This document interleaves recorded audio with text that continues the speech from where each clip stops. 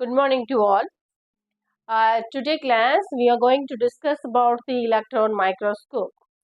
First of all, we should know the what is meaning of the electron microscope. It have a two kind of microscope is there. It is a scanning electron microscope and transmission electron microscope. First of all, what we should know the basic principle of the electron microscope. Why we are going to touch the electron microscope? What are the characterizations are there? What is the advantages and whatever any other characterizations we are going to analyze in this video. Today we are going to discuss about the electron microscope and particularly for transmission electron microscope. What is meant by electron microscope? One small introduction part is there. First electron microscope அப்படினா நம்ம என்னன்னு தெரிஞ்சதுக்கு அப்புறமே மட்டுமே அதில் இருக்கக்கூடிய two kind of scanning electron மைக்ரோஸ்கோப்பை பற்றியும் டிரான்ஸ்மிஷன் எலக்ட்ரான் மைக்ரோஸ்கோப்பை பற்றியும் தெரியும். ஃபர்ஸ்ட் நம்ம பார்க்க போகிறது என்ன அப்படின்னா the general study of electron microscope. The electron microscopy. Okay, so, I have a 4 key points are there. It is not a key point. This introduction point is also there. இது key பாயிண்ட்னு சொல்லலாம், இதோட introduction point அப்படின்னு சொல்லலாம். Right. Normally இந்த microscope அப்படின்னு சொல்லி பார்த்தோம் அப்படின்னா that is the working principal is same for the optical microscope. அது மாதிரியே தான் இருக்கும். பட் ஆப்டிக்கல் மைக்ரோஸ்கோப்ல நம்ம வந்து விசிபிள் லைட்டை யூஸ் பண்ணுவோம். Instead of visible light this electron microscope we are using the electron beam. அதுக்கு பதிலாக நம்ம எலக்ட்ரான் பீமை யூஸ் பண்ணுறோம். எலக்ட்ரான் பீமை வந்து நம்ம எப்படி யூஸ் பண்ணுறோம்? That is a source of light அப்படின்னு கூட சொல்லலாம். இந்த எலக்ட்ரான் பீமை யூஸ் பண்ணுறதுனால நமக்கு என்ன கிடைக்குது அப்படின்னா ஒரு மாலிகுலோட அட்டாமிக் ஆர்பிட்டல் லெவலையும் அதை டோப்போகிராஃபிக் ஸ்டடீஸ் அண்ட் மார்ஃபாலஜி அதில் இருக்கக்கூடிய இன்னர் பார்ட்டிகல்ஸில் இருக்கக்கூடிய ஷேப் அண்ட் சைஸ் கரெக்டான இமேஜை கேப்சர் பண்ணி தரத்துக்கு தான் இந்த எலக்ட்ரான் மைக்ரோஸ்கோப்பை நம்ம யூஸ் பண்ணுறோம். இதுலேயே ஆன்சர் இருக்குது. எலக்ட்ரான் மைக்ரோஸ்கோப் அப்படின்னா இந்த source of light is electron beam. Okay, first பார்க்கணும் அப்படின்னா நம்ம கரெக்டாக சொல்லணும் அப்படின்னா இதோட ஒர்க்கிங் பிரின்சிபல் பார்த்தீங்க அப்படின்னாக்கா it is work like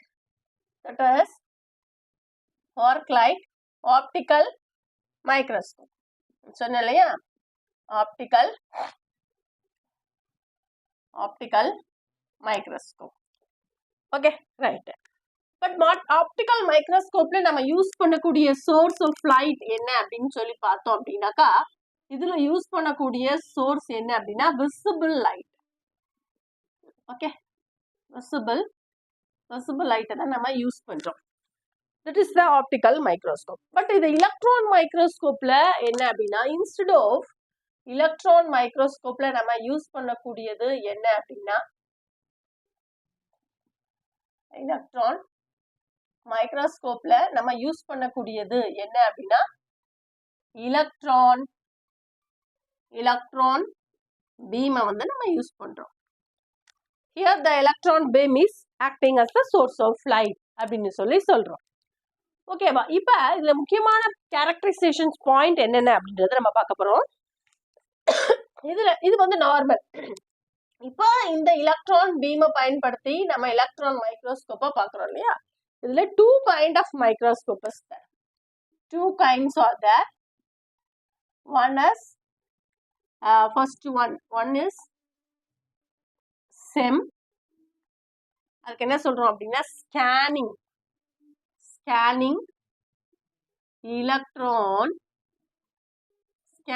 electron microscope only. That is இதோட வேலை என்னன்னா ஸ்கேன் பண்றது மட்டும்தான். அடுத்தது TREM. இதோட ஒர்க் என்ன அப்படின்னா டிரான்ஸ்மிஷன் எலக்ட்ரான் மைக்ரோஸ்கோப். ஓகே, இதுதான் வந்து general characterisation. Two kinds are there. இந்த டூ கைண்ட்ஸ்லையும் பார்த்தோம் அப்படின்னா we are using the electron beam. இதான் வந்து ஜென்ரேட் பண்ணி தான் நம்ம என்ன பண்றோம் அப்படின்னா ஒரு சாம்பிளோட இமேஜை வந்து நம்ம எடுக்கிறோம். ஏன் வந்து இந்த எலக்ட்ரான் மைக்ரோஸ்கோப்பை நம்ம யூஸ் பண்றோம் அப்படின்னாக்கா third point the electron beam. இந்த எலக்ட்ரான் மைக்ரோஸ்கோப்பை யூஸ் பண்ணி எலக்ட்ரான் பீமை பயன்படுத்தி நம்ம எலக்ட்ரான் மைக்ரோஸ்கோப் பயன்படுத்துறோம் இல்லையா? இந்த எலக்ட்ரான் மைக்ரோஸ்கோப்ல இருக்கக்கூடிய வெரி பிக் அட்வான்டேஜ் என்னன்னா, it capture the very high resolution. Camera வந்து பாத்தீங்கன்னா அப்படி நல்லா ஒரு கேமரா இருக்கும். ஹை ரெசல்யூஷன் அபவுட், இதோட ரெசல்யூஷன் எப்படி இருக்கும் அப்படின்னாக்கா, ஹை ரெசல்யூஷன் அபவுட், இதோட ரெசல்யூஷன் பாயிண்ட் எவ்வளவு சொல்றாங்க அப்படின்னாக்கா 0.1 நானோமீட்டர்ல இருந்து 200 நானோமீட்டர் வரைக்கும் இருக்கக்கூடிய நானோ பார்ட்டிகளை கேப்சர் பண்ணக்கூடிய அளவுக்கு இதோட அனாலிசிஸ் டெக்னிக் யூஸ் ஆகுது. அந்த அளவுக்கு இதை வந்து ஜென்ரேட் பண்ணி வச்சிருக்காங்க. இது ஒரு முக்கியமான பாயிண்ட். அடுத்து 4th பாயிண்ட், இந்த எலக்ட்ரான் மைக்ரோஸ்கோப்ல பார்த்தோம் அப்படின்னாக்கா இதோட நார்மலா இதோட வேவ் லென்த் தான் ரொம்ப முக்கியம். Wavelength of electron microscope போட்டிருக்கோம் இல்லையா? இது எப்படி இருக்கும் அப்படின்னா 1 lakh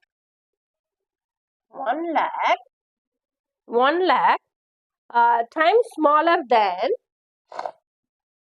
1 lakh times smaller எதை விட அப்படின்னா then about visible light ஓட ரொம்ப வேவ்லென்த் வந்து ரொம்ப ஸ்மாலரா இருக்கிறதுனால தான் பர்டிகுலரா நம்ம எலக்ட்ரான் மைக்ரோஸ்கோப்பை சூஸ் பண்றோம். These are all the general characterization of the microscope. இதுல நம்ம ஃபர்ஸ்ட் ஸ்கேனிங், அடுத்தது டிரான்ஸ்மிஷன். நம்ம இன்னைக்கு கிளாஸ்ல பார்க்க போறது என்ன அப்படின்னா டிரான்ஸ்மிஷன் எலக்ட்ரான் மைக்ரோஸ்கோப்.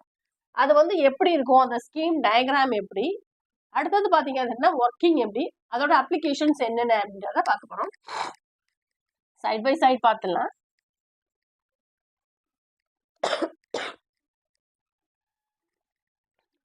அத பாத்தீங்க அப்படின்னா ஸ்கீம் மீன்ஸ் எப்படி இருக்கும், அதோட ஒர்க்கிங் அண்ட்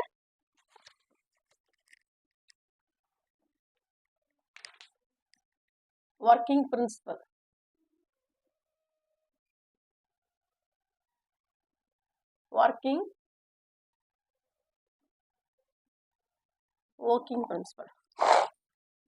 அது மட்டும் இல்ல, அதோட ஸ்கீமேட்டிக் டயக்ராம், அதோட ஃபுல் ஸ்ட்ரக்சரல் வியூவையும் நம்ம பார்க்க போறோம்.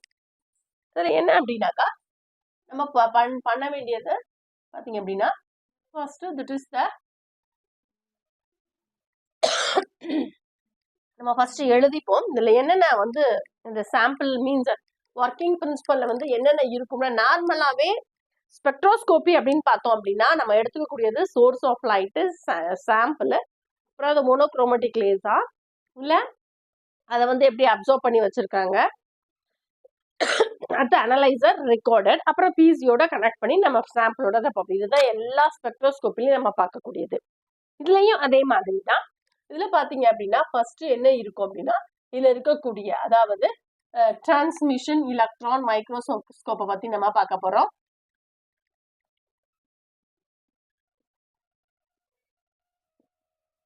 டிரான்ஸ்மிஷன் எலக்ட்ரான் மைக்ரோஸ்கோப் இதை பத்தி பார்க்க போறோம். இதுல இருக்கக்கூடிய காம்போனன்ட்ஸ் என்ன அப்படின்றத நம்ம ஃபர்ஸ்ட் தெரிஞ்சிருக்கணும். என்னென்ன காம்போனன்ட்ஸ் அதுக்குள்ள என்னென்ன இருக்கு அப்படின்னாக்கா ஃபர்ஸ்ட் இருக்கக்கூடியது என்ன காம்போனன்ட் அப்படின்னாக்கா நம்பர் 1 காம்போனன்ட். இதுல பார்த்தோம் அப்படின்னா நம்பர் 1 வந்து எலக்ட்ரான் பீம், எலக்ட்ரான் கன் அப்படின்னு கூட சொல்லலாம். எலக்ட்ரான் கன் அது எலக்ட்ரான் பீம், இது ஃபர்ஸ்ட் இருக்கும். ரெண்டாவது பார்த்தோம் அப்படின்னாக்கா அடுத்த பக்கத்துல நான் டயக்ராம் போடுறேன். அடுத்தது பாத்தீங்க அப்படின்னா anode plate,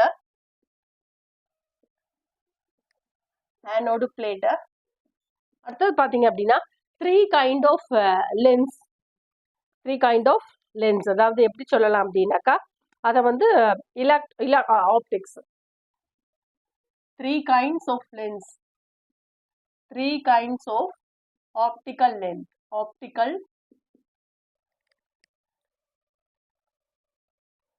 three kind of optics. அதாவது லென்ஸ் அப்படின்னு சொல்லலாம். அடுத்தது 4th ஒன் பார்த்தீங்க அப்படின்னு சொன்னாக்கா நார்மலா அதுக்கப்புறம் அது வந்து என்ன ஆகிடும் அப்படின்னாக்கா ஃப்ளூரசன்ட் ஸ்க்ரீன்ல வந்து விழுந்துரும்.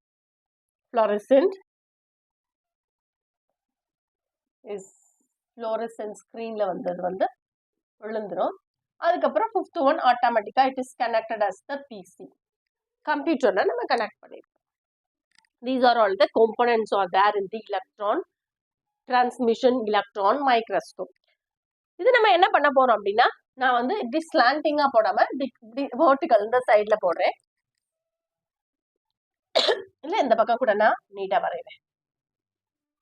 First this is the electron beam, அதாவது எலக்ட்ரான் கன்னு பேர் இருக்கு. இந்த எலக்ட்ரான் கன்ல இருந்தா வந்து எலக்ட்ரான் கன் இது வந்து ஷூட்டிங் தான். இதுல இருந்து பாத்தீங்க அப்படின்னா எலக்ட்ரான் பீம் வந்து ரிலீஸ் ஆகும். இதுதான் ஃபர்ஸ்ட் காம்போனன்ட். இதான் நம்ம பார்த்தோம் இல்லையா இது வந்து ஃபர்ஸ்ட் காம்போனன்ட். அடுத்தது பார்த்தோம்னா இதுல இருந்து லேசர்ஸ் ஆர் தேர். அடுத்தது பாத்தீங்க அப்படின்னா இதுல இருக்க நெக்ஸ்ட் இருக்கக்கூடியது anode plate.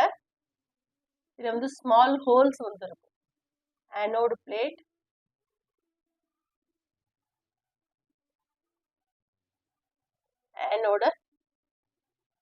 Anode plate, right. இந்த ஆனோடு பிளேட்ல இருந்து அதுக்கப்புறம் பாத்தீங்க அப்படின்னாக்கா நம்ம பார்த்தோம் இல்லையா அதுல இருந்து இந்த ஆனோடு பிளேட்ல பட்டு இந்த எலக்ட்ரான் பீம் வந்து இந்த 3 கைண்ட் ஆஃப் லென்ஸ் சொன்னோம் இல்லையா, அது ஒவ்வொரு கைண்ட் ஆஃப் லென்ஸ். ஒன்று வந்து பாத்தீங்க அப்படின்னு சொன்னாக்கா condenser lens.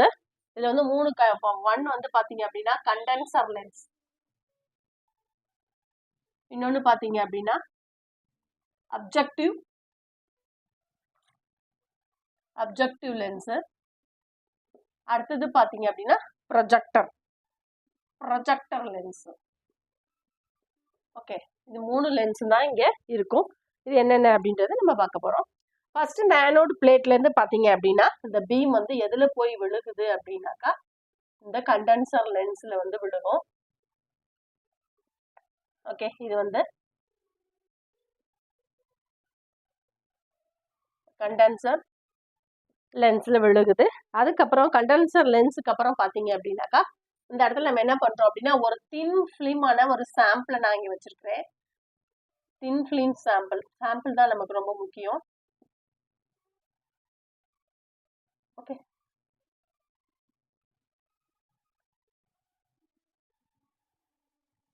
thin film, it is made up of thin film, it is nano material. We are going to fabricate the special technique you are using. இந்த சாம்பிளை ப்ரிப்பேர் பண்ணோம் அப்படின்னா நம்ம ஒரு ஸ்பெஷல் டெக்னிக்கை யூஸ் பண்ணி தான் நம்ம ப்ரிப்பேர் பண்ண மாதிரி இருக்கும். அப்போ we are going to hold, அதாவது இந்த இடத்துல வந்து சாம்பிள் ஹோல்டர்ல வந்து நான் என்ன வச்சிருக்கிறேன் அப்படின்னா சாம்பிளை வச்சிருக்கேன். இந்த கண்டென்சர் லென்ஸ்ல இருந்து வந்தக்கூடிய லைட்ல எதுல பாஸ் ஆகுது, மீன்ஸ் பீம்ல அது எதுல பாஸ் ஆகுது அப்படின்னாக்கா இந்த சாம்பிள்ல பாஸ் ஆகுது. ஓகே, that is the அடுத்த component. What happen to next, இந்த சாம்பிள் இருந்து அடுத்தது எங்க போகுது அப்படின்னா நமக்கு வந்து அடுத்த லென்ஸ் வந்து என்ன இருக்கு அப்படின்னாக்கா அடுத்த லென்ஸான எதுல விழுகுது அப்படின்னா அப்ஜெக்டிவ் லென்ஸ். அப்ஜெக்டிவ்னாலே நமக்கு என்னத்தை கிடைக்குது இதுல இருந்து அப்படின்றதுதான் அப்ஜெக்டிவ் லென்ஸ். இந்த அப்ஜெக்டிவ் லென்ஸ் என்ன பண்ணும் அப்படின்னாக்கா இந்த சாம்பிளோட இமேஜை வந்து இதுல ஸ்டோர் பண்ணிக்கும். ஃபார் எக்ஸாம்பிள் இதுல பாத்தீங்க அப்படின்னா இப்படி வந்து ஒரு சாம்பிளோட இமேஜ் வந்து இந்த இடத்துல ப்ரொஜெக்டர்ல மீன்ஸ் இதுல வந்து உட்கார்ந்துருக்கும். இது வந்து நமக்கு தெரியாது, இருந்தாலும் நான் வந்து புரியணுன்றதுக்காக சொல்றேன். அப்ப இதுல வந்து இந்த சாம்பிள் வந்து அப்ஜெக்டிவ் லென்ஸ்ல வந்து உட்கார்ந்துருக்கு இல்லையா, இது வந்து சாம்பிளோட ஃப்ரேம். மீன்ஸ் இது வெளியில தெரியாது, ஆனா அதுல இருக்கக்கூடிய ஃப்ரேம் ஒர்க் என்னென்ன உள்ள இருக்கு அப்படின்றது அது வந்து ஒரு நிர்ணயம் பண்ணி வச்சிருக்கோம். அப்ஜெக்டிவ் லென்ஸ்ல இருந்து பாத்தீங்க அப்படின்னா அடுத்தது எங்க போகுது அப்படின்னா ப்ரொஜெக்டர். ப்ரொஜெக்ட் என்ன பண்ணும் பட்டு அப்படியே வெளில வந்துட முடியுது. அப்போ ப்ரொஜெக்டர்ல இருந்து what is the work of the projector, என்ன பண்ணும் என்ன உள்ள இருக்கு அப்படின்றத இங்க ப்ரொஜெக்ட் பண்ணி காமிச்சிடும். அதுக்கப்புறம் நார்மலா பாத்தீங்க அப்படின்னா அழகா ஒரு ஃப்ளூரசன்ட் ஸ்கிரீன்ல போயிட்டு சாம்பிளோட இமேஜ் வந்து விழுந்துடும். அந்த நானோ பார்ட்டிகல்ஸ் அது எவ்வளவு நானோமீட்டர்ஸ்ல இருக்கு அப்படின்றத இதுதான் வந்து என்ன சொல்றோம் அப்படின்னா fluorescent screen. ஓகே, இப்படிதான் பாத்தீங்க அப்படின்னா அந்த மேடப்போஃபிட்டிஸ் காம்பனன்ட் லைக் இப்படிதான் வந்து ஸ்டெம்மோட டயக்ராம் இருக்கும். பட் வந்து நம்ம உள்ள போய் ஒவ்வொரு பாயிண்டா நம்ம டீடைல்ஸா படிக்க போறோம். எலக்ட்ரான் பீம் எங்கேருந்து வந்தது, ஆனோடு பிளேட்டோட ஒர்க் என்ன, கண்டென்சரோட ஒர்க் என்ன, சாம்பிள் எப்படி ப்ரிப்பேர் பண்ணியிருக்கணும், அப்ஜெக்டிவ் லென்ஸ்னா என்ன, ப்ரொஜெக்டர்னா என்ன, ஃப்ளூரசன்ட் ஸ்கிரீனோட ஒர்க் என்ன அப்படின்றத நம்ம தனித்தனியா பார்க்க போறோம். ஃபர்ஸ்ட் பார்த்தோம் அப்படின்னாக்கா electron gun, this is the source of light. Electron gun வந்து என்ன சொல்றோம் அப்படின்னா எலக்ட்ரான் கன் பாத்தீங்க அப்படின்னாக்கா இது வந்து ஒரு எலக்ட்ரான் கன். ஃபர்ஸ்ட் பாயிண்ட், இதுல வந்து எலக்ட்ரான் கன் பாத்தீங்க அப்படின்னா generate the electron beam. Electron gun generates the electron beam. electron gun வந்து எதை வந்து உற்பத்தி பண்ணுது அப்படின்னாக்கா எலக்ட்ரான் பீமை உற்பத்தி பண்ணுது. ஃபர்ஸ்ட் பாயிண்ட், இதோட ஒர்க். அடுத்தது இதோட ஒர்க் என்ன அப்படின்னாக்கா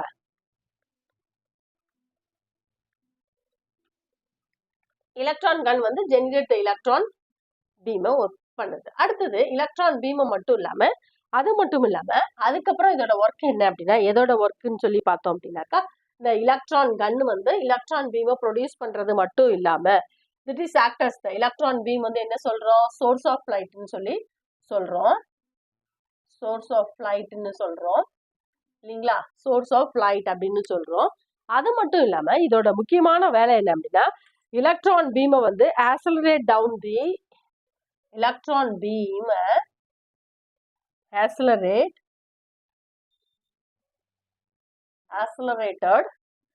down the under high vacuum. down the ரொம்ப முக்கியமான பாயிண்ட் எதுக்குன்னா under high vacuum, down the ultra high vacuum னு சொல்லலாம், இல்ல high vacuum high vacuum level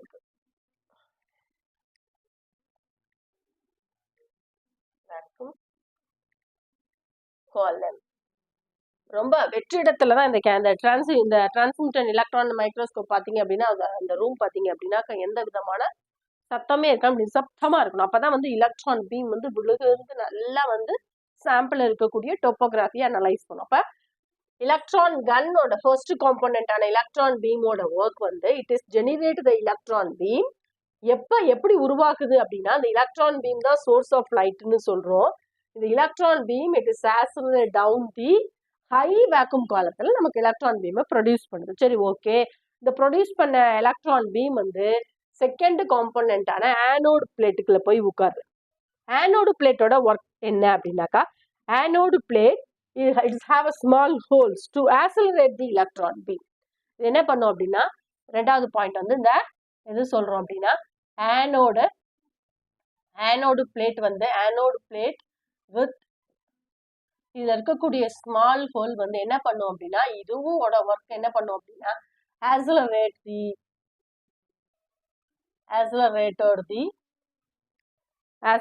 the electron. இதுவும் ஆக்சிலேட் பண்ணி வச்சிருக்கோம்.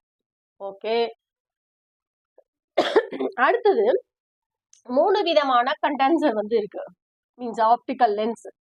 3 விதமான லென்ஸ் இருக்கு. இதுல பாத்தீங்க அப்படின்னா அதுல தேர்ட் பாயிண்ட் பாத்தீங்க அப்படின்னா தேர்ட் பாயிண்ட்ல இருக்கக்கூடிய 1வது லென்ஸ் வந்து என்ன அப்படின்னா கண்டென்சர்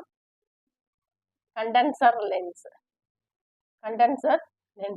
இந்த கண்டென்சர் லென்ஸோட ஒர்க் என்ன அப்படின்னா சைஸையும் மீன்ஸ் அதுலேருந்து அதாவது அந்த எலக்ட்ரான் பீம் வந்து எலக்ட்ரான் கன்னுலேருந்து வருது இல்லையா, அதை வந்து இந்த ஆனோடு ஹோல் வழியா அழகா வாங்கி அதோட ரெசல்யூஷன் வந்து இவ்வளவுதான் இருக்கும் அப்படின்னு நிர்ணயம் பண்ணக்கூடியது. அப்ப என்ன சொல்றோம் அப்படின்னா இது முக்கியமான ஒர்க் வந்து என்ன பண்ணுது அப்படின்னா சைஸ் அண்ட் அதாவது ரெசல்யூஷன்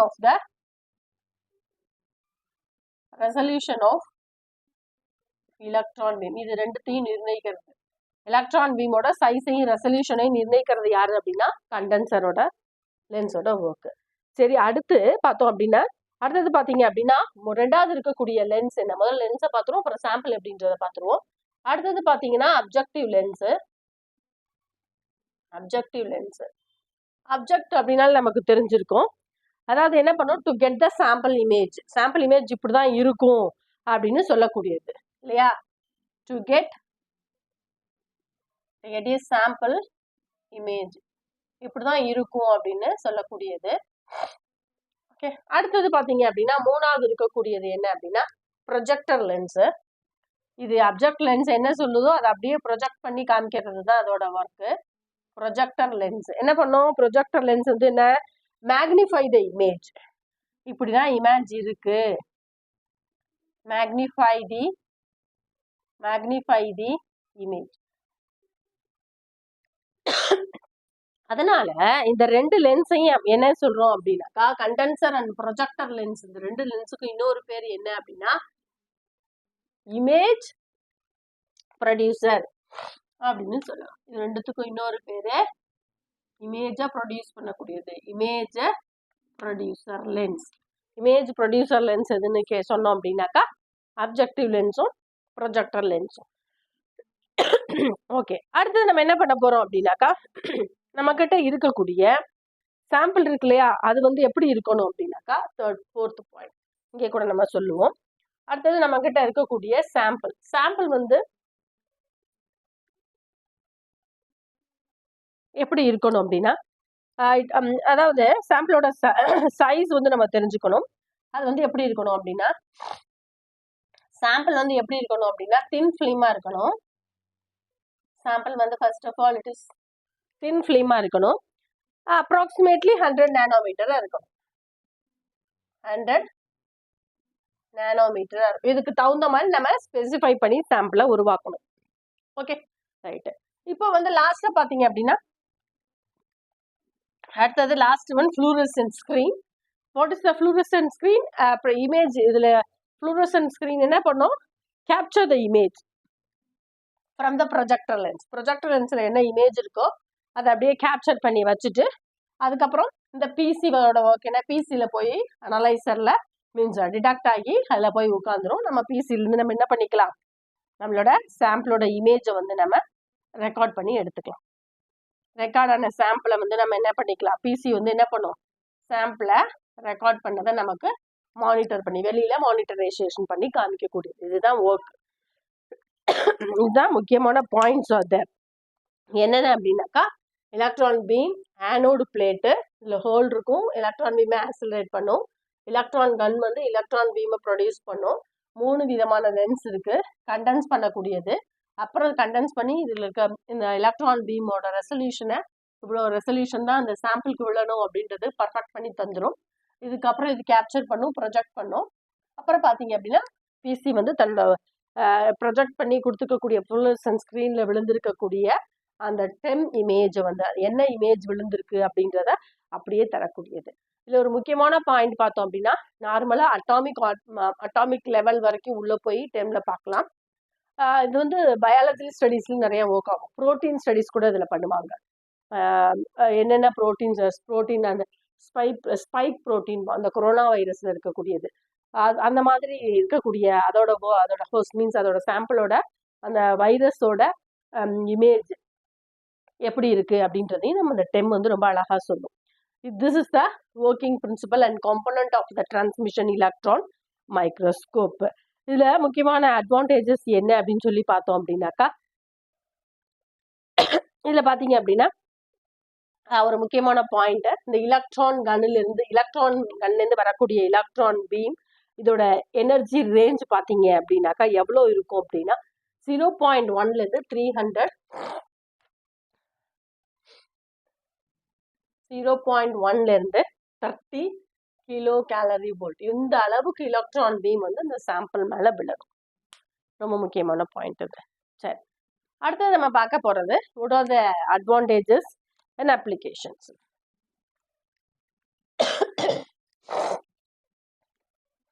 அப்ளிகேஷன்ஸ்னாலே நமக்கு தெரிஞ்சது என்ன அப்படின்னா, நம்ம வந்து ப்ரிப்பேர் பண்ணியிருக்கக்கூடிய இந்த செமிகண்டக்டர் பார்ட்டிகல்ஸ் லைக் நானோ பார்ட்டிகல்ஸு, அதே மாதிரி நானோ கோர் ஷெல்ஸு, கோர் லெவல்ல என்ன இருக்கு, ஷெல் லெவல்ல என்ன இருக்கு, நெக்ஸ்ட் காம்போசிட் மாலிகூல்ஸ் என்ன காம்போசிட்ஸ் வந்து எப்படி ஷேப்ல இருக்கு அப்படின்ற கரெக்டான இப்படிதான் இருக்கும் அதோட இமேஜஸ் அப்படின்றது core ஷெல்லுக்கு.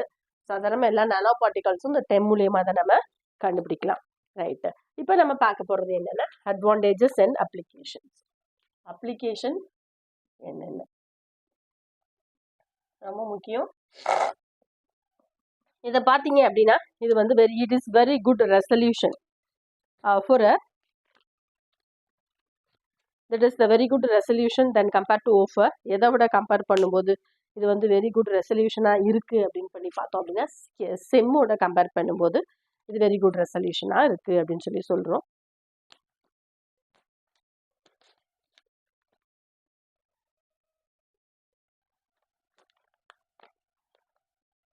First point, TEM offer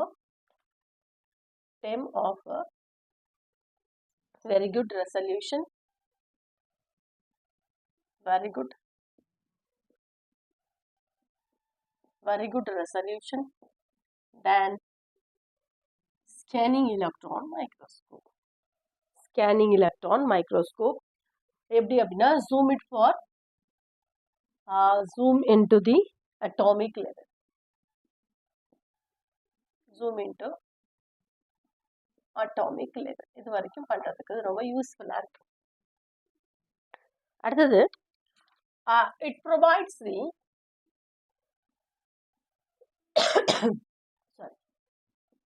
provides the morphological and topographical study about the sample.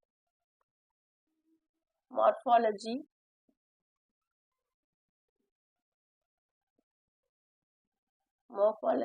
and topography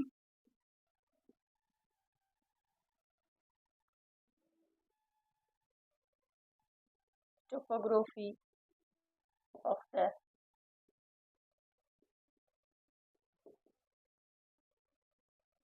sample image. Okay, resolution சொல்றோம் இல்லையா, இதோட resolution எப்படி இருக்கும் அப்படின்னா is the high resolution எப்படி அப்படின்னாக்கா approximately 0.04 நானோமீட்டர். இது வந்து டெம்மோடது. ஆனால் பார்த்தீங்க அப்படின்னா இதில் வந்து தென் செம் பார்த்தீங்க அப்படின்னா எப்படி இருக்கும்னா 0.1 நானோமீட்டர் அளவு தான் காமிக்கும். ஆனால் இது பாருங்க 0.04 லெவலில் இருக்கக்கூடிய சாம்பிளை இமேஜ் வந்து மேக்னிஃபை பண்ணி காமிக்கக்கூடியது. அது மட்டும் இல்லாமல் இதோட வந்து அதில் இருக்கக்கூடிய கிறிஸ்டல் ஸ்ட்ரக்சர்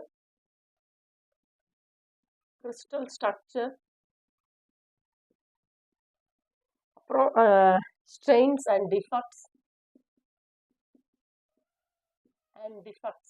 லாட்டிஸ் ஸ்ட்ரக்சர் சொல்றோம் இல்லையா, டிஃபெக்ட்ஸ் எல்லாமே இந்த டெம்ல வந்து நம்ம பார்த்துக்கலாம். அடுத்தது it is the very good technique the characterization of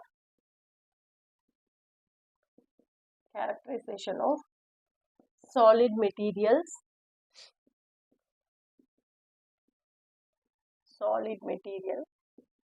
like பார்த்தீங்க அப்படின்னா நானோ பவுடர், நானோ காம்போசிட்டு, கோர் ஷெல்லு, அடுத்தது பார்த்தீங்கன்னா காம்போசிட்டு, எப்படி நானோ ஃபேப்ரிகேட் பண்ணியிருக்கோம், என்னென்ன போட்டிருக்கோம் அப்படிங்கிறது எல்லாமே இந்த ஸ்டடீஸில் பண்ணலாம்.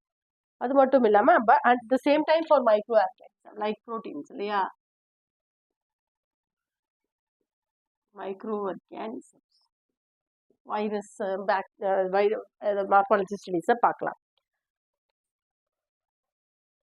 is the most powerful magnification unit. இது வந்து பார்த்தீங்க அப்படின்னா most அதுமே சொல்லலாம் powerful